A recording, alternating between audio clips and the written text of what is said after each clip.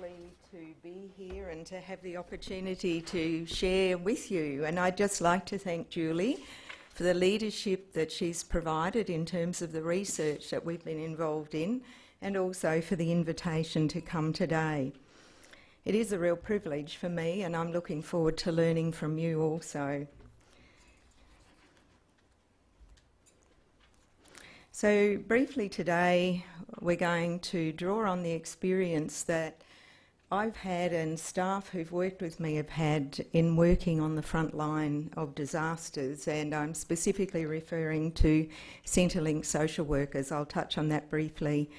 And you can see from the slide the sorts of things that I'm hoping to touch on, including the challenges, the lessons learned, and some outcomes of the research that we've been involved in. But before I do that, boats are washed ashore, houses without roofs, windows smashed in, trees torn out of the ground, and those that do remain standing are bare and lifeless. The wind gusts were so ferocious they sounded like freight trains passing by. The concrete walls were shaking non-stop all day. Evacuations were hampered by continued bad weather. That happened on Tuesday in the state in which I live. And while it happened 1,200 kilometres away from where I live, 1,200 kilometres north, it's something that impacts me personally because I know the area, I know the environment, and I have a passion for supporting people who've been impacted by disasters. So Cyclone Debbie, such similarities with what Robin was talking about in terms of how it impacts for people. So Centrelink, at the time of the Bali bombings, was the Australian Government Service Delivery Agency responsible for the payment and administration of pensions, unemployment, sickness and special benefits payments and services.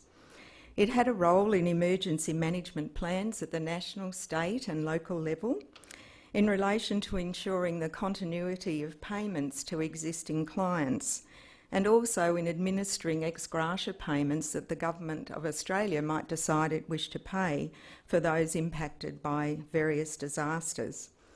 This involved deploying staff to affected areas and providing assistance based in tents, community hubs or other recovery infrastructure established for this purpose. As part of its commitment, Centrelink, which had at the time a staff of about 25,000 and a social work component of that, which was about, in 2002, was around 600 social workers, and I managed the social work service across Australia for that.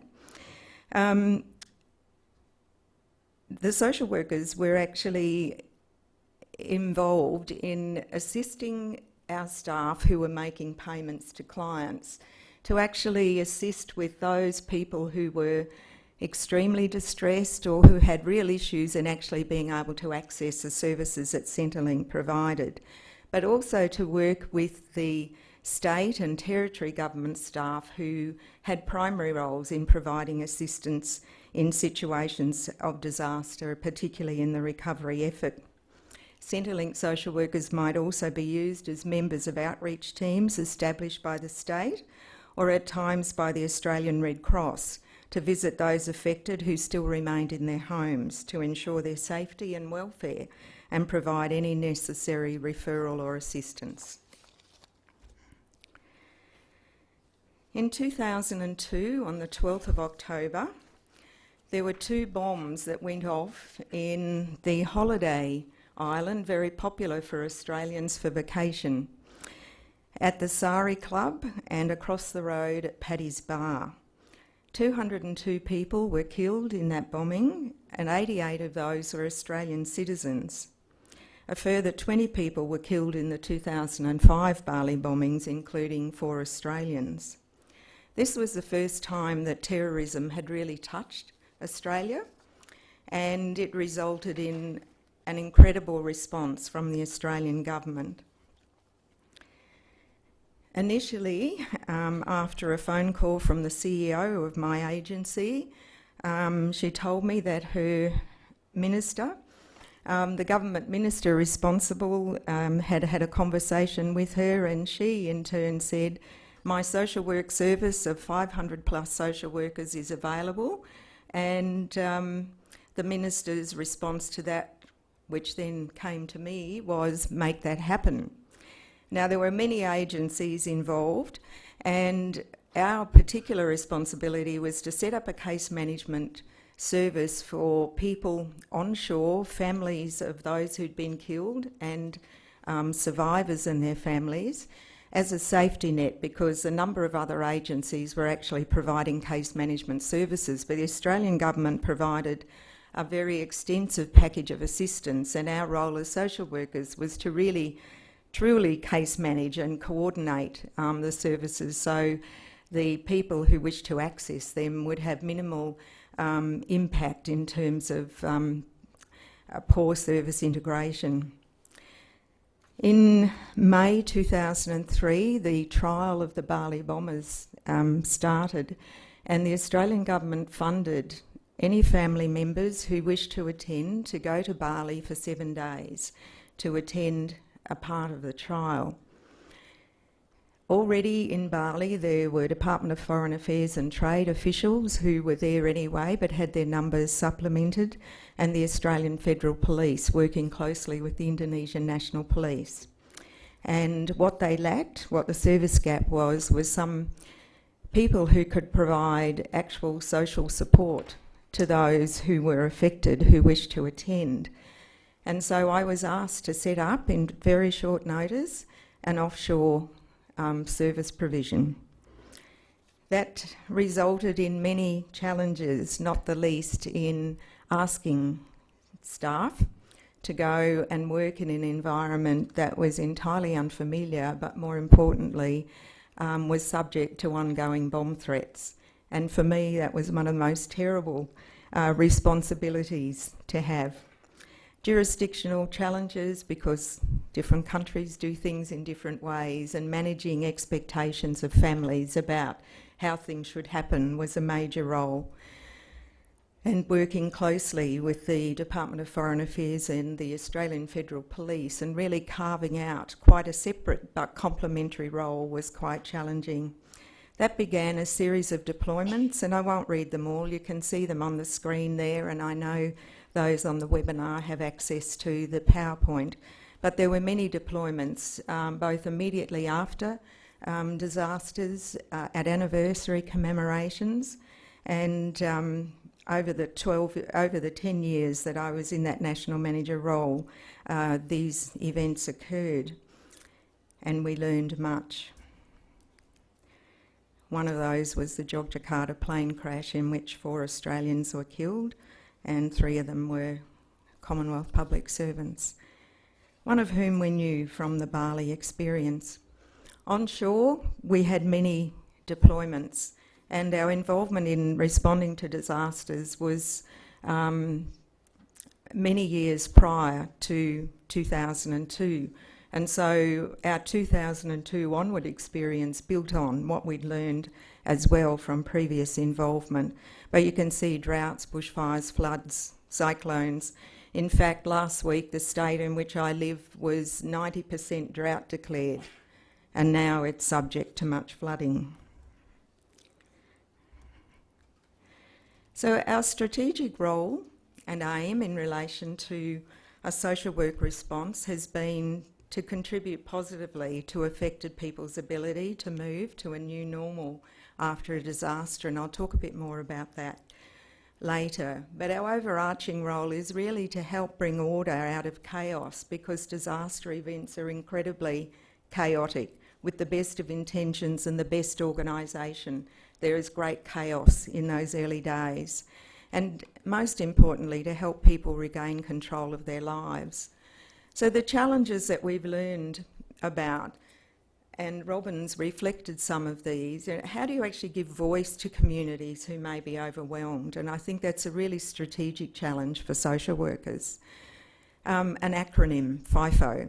We have a lot of fly-in, fly-out workers in Australia, and so we've developed this acronym, and Because I ran a national service, when disasters happened and the local or state services were overwhelmed, I was in a position to fly social workers in from other parts of Australia to assist with the response. But the challenge there was that they didn't know the local community or have the relationships. Cultural context, both offshore and on, and it's not just ethnically based. There's the rural-urban differences. Community cultures themselves are quite unique, and having some understanding or trying to develop some understanding of that was important. The gender differences in response and the jurisdictional differences. Who's actually in charge? It's really important to understand that. You know, what is within your power to change or influence, because if you don't understand that, you can get yourself into a lot of trouble, has been my experience. Every disaster is different and requires a tailored response, the best blueprint in the world. I've got 5 minutes, I better hurry. Okay. An assessment of need is dynamic. The role of the media and how they are managed can impact significantly on recovery. I'll just keep flicking through those because I want to get to making sure you have the right staff, and I'd refer you to that slide. Critical times, anniversaries in particular, but a range of other issues that can actually make it incredibly difficult for people to recover. Talking about the Black Saturday bushfire, this was the largest natural disaster that had happened in Australia since Federation, which was in 1901. So we had 173 people who lost their lives, and you can see from the slide the extent of the damage that occurred. And so how did I apply my learnings to establishing a case management service, which the Prime Minister of Australia and the Premier of Victoria announced very soon after the bushfire occurred on the 7th of February. I was able to bring my experience of case management together with the 2 Victorian Department of Human Service executives who were tasked to actually get this up and running. It so happened they were social workers. We shared a common purpose, we pursued role clarity, and we were able to use existing networks and collaborate. You can see what else was important, but I just draw your attention to the importance of governance, staffing and staff support. If you're going to provide a helpful service, you need to make sure that you've got structures in place, and that has to happen fairly quickly. So the research we were involved in with Julie was undertaken in a community called Kinglake on a mountain ridge about an hour and a half outside of Melbourne. In summary, there were different experiences and outcomes for different people. Recognise the significance of place was incredibly important, and the meaning that place has for people. There are still some with significant mental health issues and a lot of anger still in the community. Social workers often ill-prepared for the scale of the disaster, and they may be affected themselves and experiencing loss and may experience that vicarious trauma. People in the bushfire zone talked about the secondary injury of the response, that there were things that happened in the response that actually caused more injury than the bushfire themselves. And you can see the rush to restore place and the resource redistribution or distribution can actually reinforce existing inequalities. That new normal, recovery to the old normal is not possible, so there is a new normal that people have to move to. Politics intervenes at all levels in the recovery process. It's not just the politicians. Politics within community, politics within families at times is something that's really important to be aware of. And there are significant gender differences in the response. The role of community development is really important, and sometimes I think as social workers that we lose sight of that when we're trying to ensure that we're helping individuals, but there's that longer term community development process that needs to occur, and how social workers can play a role in assisting communities and individuals within communities to have a voice in that recovery process is really important. So understanding the link between people, place and environment is really significant. Practical case management is essential. It helps to build rapport. Self-care and support, also essential, and we argue that social work in disaster should actually be included in social work curricula. I'm almost finished, but I'll just read this wee bit. So for staff working in the recovery context, the basic premise must be do no harm. This can be very challenging when decisions, processes and activities go on in the context of recovery, and they often exclude those affected. As social workers, it's very important to not assume that you know what is most important for people. They're the experts in their own lives, so acknowledging and working with that understanding is essential. Negotiating a voice for affected people becomes an important but often very difficult task for social workers in that context. In disaster contexts, competing priorities and at times competition for scarce resources can actually create relationship tensions amongst agencies. One of the key principles is to work collaboratively and to understand and be respectful of each other's roles, as no one agency or person can do it all. I'd argue that collaborative and integrated services are critical in supporting those affected by disaster and reinforce the principle of do no harm. Life goes on after a disaster, but often for those affected, when the disaster moves off the front page, hope can turn to despair. Support services can be time limited. Usual social support networks can sometimes become exhausted with the need for ongoing support. So understanding and being responsive to that becomes important for social workers engaged in longer term work. Advocacy for example, for a continuation of service funding, doing this in conjunction with those affected with other agencies may be a critical role at that time. So as social workers responding to people and communities impacted by disasters and climate change events, the role becomes one of relevance. How do you help people create meaning and hope in what is often experienced as a hopeless situation? It's a humbling experience and a privilege when people allow you to walk beside them in their pain. As social workers, we need to respect that. People and communities react in different ways at different times to a disaster. It's important to be informed by a body of professional knowledge and experience, but equally, it's important to respond to people at the point and pace they choose to engage. Thank you very much. I'll have to let